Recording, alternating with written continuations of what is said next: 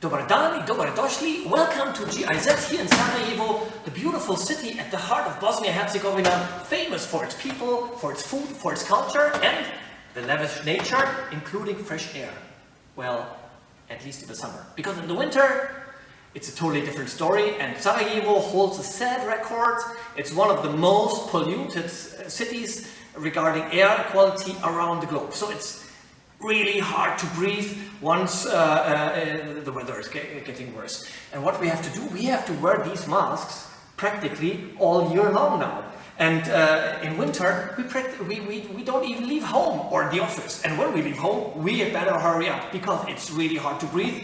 And at home and in the office, we have these small electric pads that help us a little bit to suck the poison out of the air and to take regular, normal breath.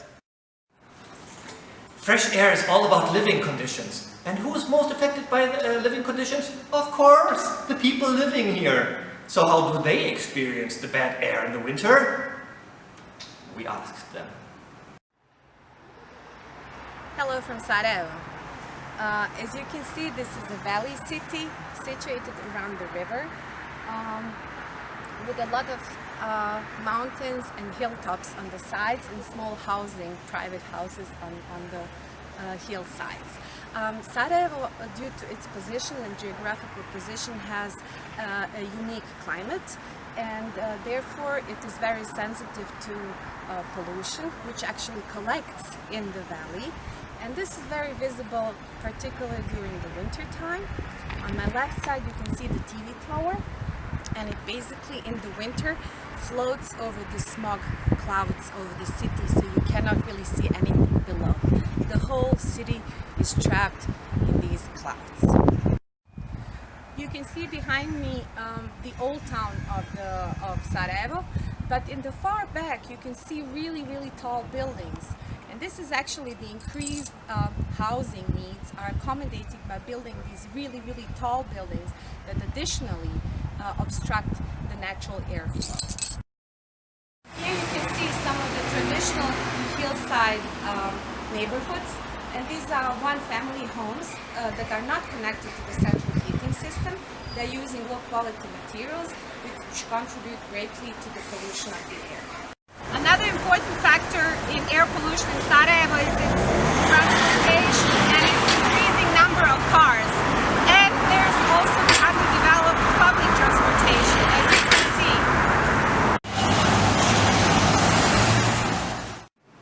Clean air is something that concerns anybody living here in Sarajevo. But, I mean, personal experience and feelings, that's only one part of the story.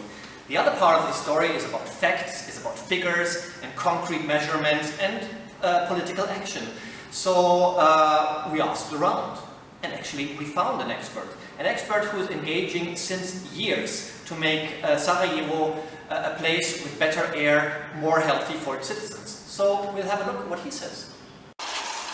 Today is a beautiful summer day in Sarajevo with the clear blue skies. But during the winter and heating season, you wouldn't see the sky, you wouldn't see the buildings behind. Sarajevo is one of the polluted capital cities in Europe. Unfortunately, our political elites are doing nothing to improve the situation in the city. In the 70s, Sarajevo almost won the battle against the polluted air. But it took lots of efforts and money to bring the natural gas into Sarajevo and to replace coal with natural gas. But after the war that we had, the city is left alone, ruling elite doesn't care, and that's the main reason why Sarajevo is one of the most polluted capitals in Europe. But you know what?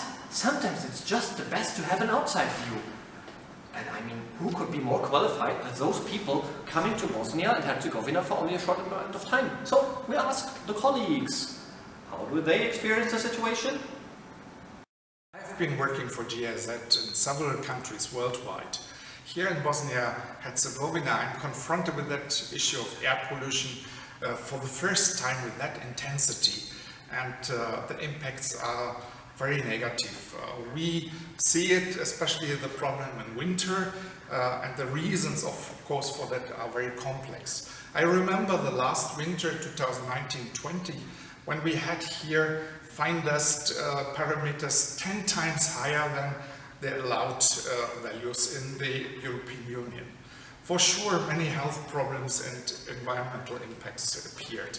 Unfortunately, the political responsible in this country did not recognize the issue as it should be so far, and I hope and wish that that will be a wake-up call for the political elite, that they will dedicate to that important issue, and we should, as GIZ, help them, as we are doing it with several other resources like water or waste, where my project is very active here in the region of the 6 Balkan countries.